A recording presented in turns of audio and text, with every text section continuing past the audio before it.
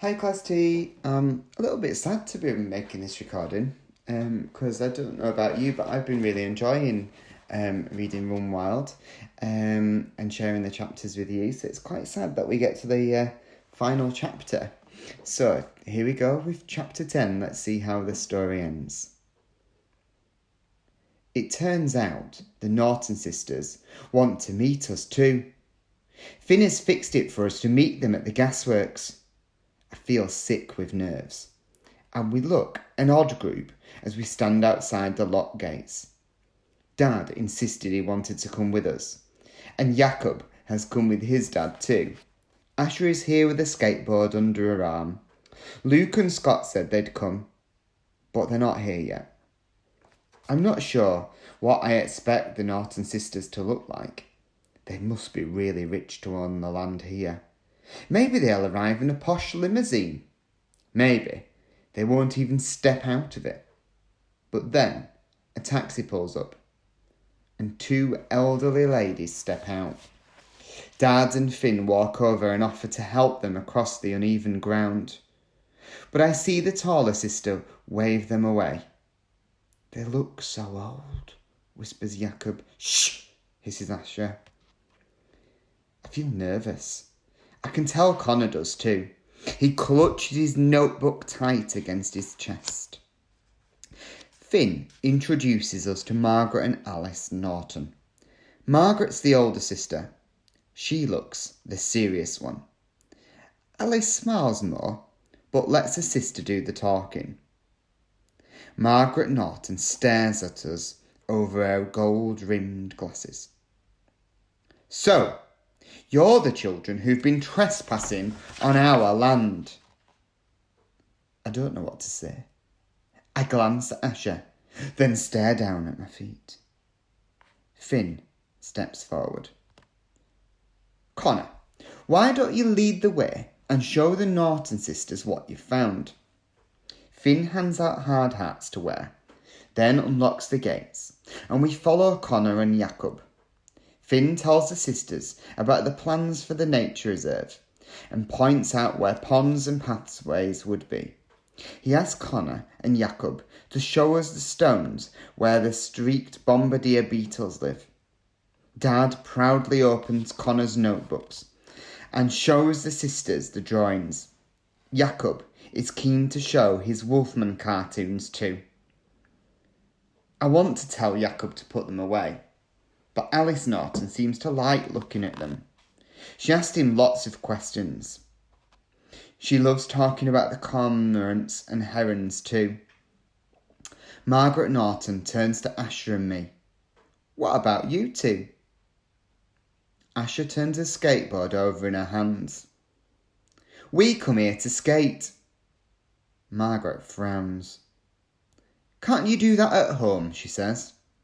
Asher shakes her head. It's just roads. The skate park is too small for everyone.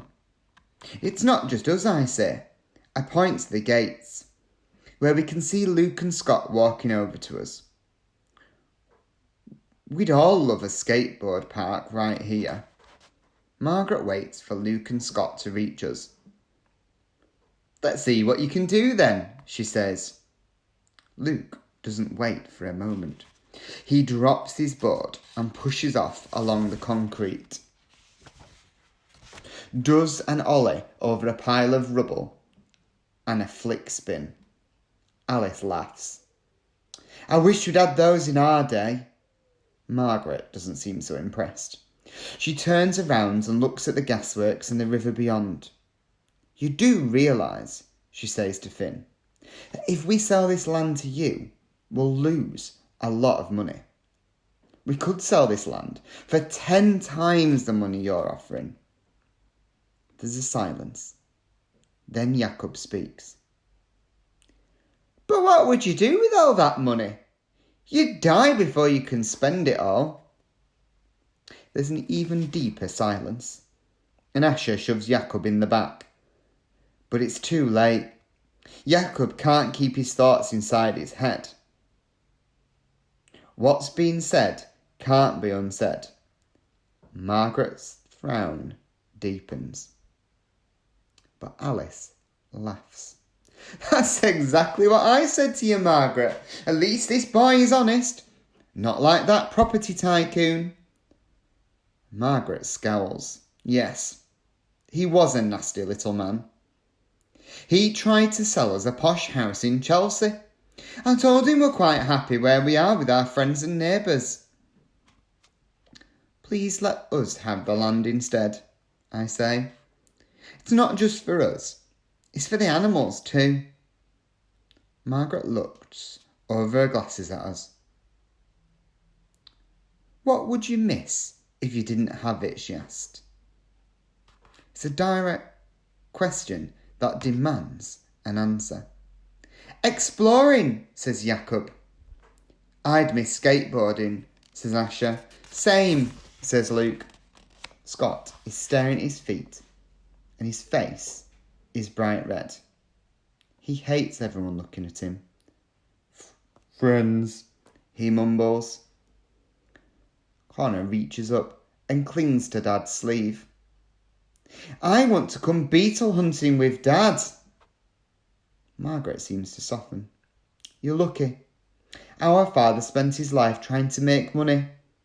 He ended up a very rich man, but we hardly saw him. We had plenty of things, but we didn't have him.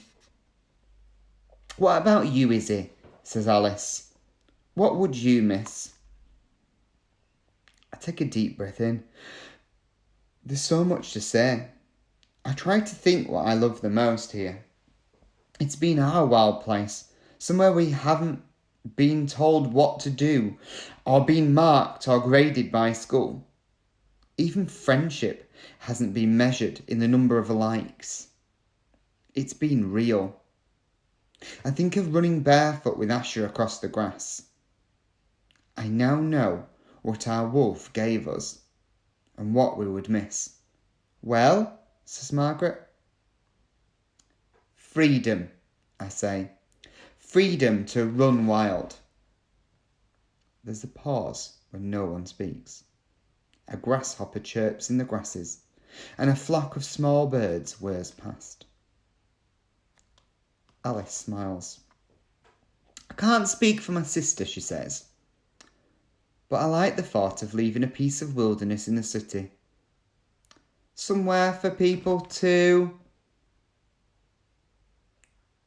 We look at Margaret. It's up to her now. She looks across the old gasworks site, as if she's imagining what it could be like. I'd like that, she says. She turns to Alice and smiles. And who knows? We might even live long enough to enjoy it. We watch the Norton sisters leave by taxi, and I breathe out slowly. I can't quite believe what has happened. No one can. Dad takes my hand and squeezes it as we walk out of the gasworks.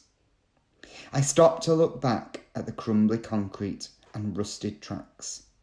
I try to picture in my head a different skyline, when the metal frames of the gasworks have been torn down, when tall trees fringe the horizon instead.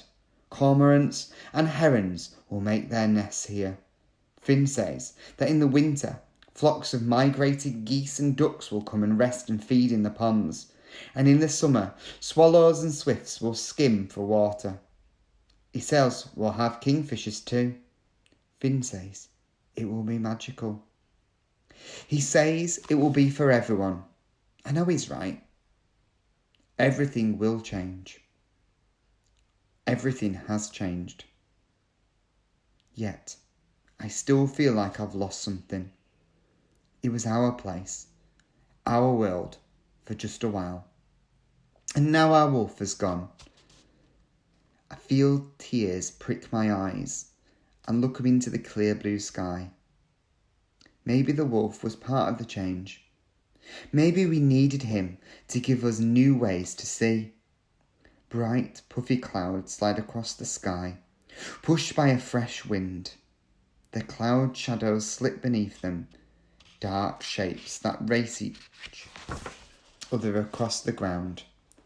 For a moment, The cloud shadows look like wolves, and I feel my heart skip a beat. And I know that the wolf is always here inside, like an imprint of some other wilderness. We only need to look to find it, and to remember there is another side to us. We are part wolf, part wild. The end. Well, I hope that you've enjoyed Run Wild. And can I just take this opportunity to say to you, have a very nice Easter. Don't eat too many chocolate eggs. And hopefully I'll see you soon. Keep safe and keep washing those hands.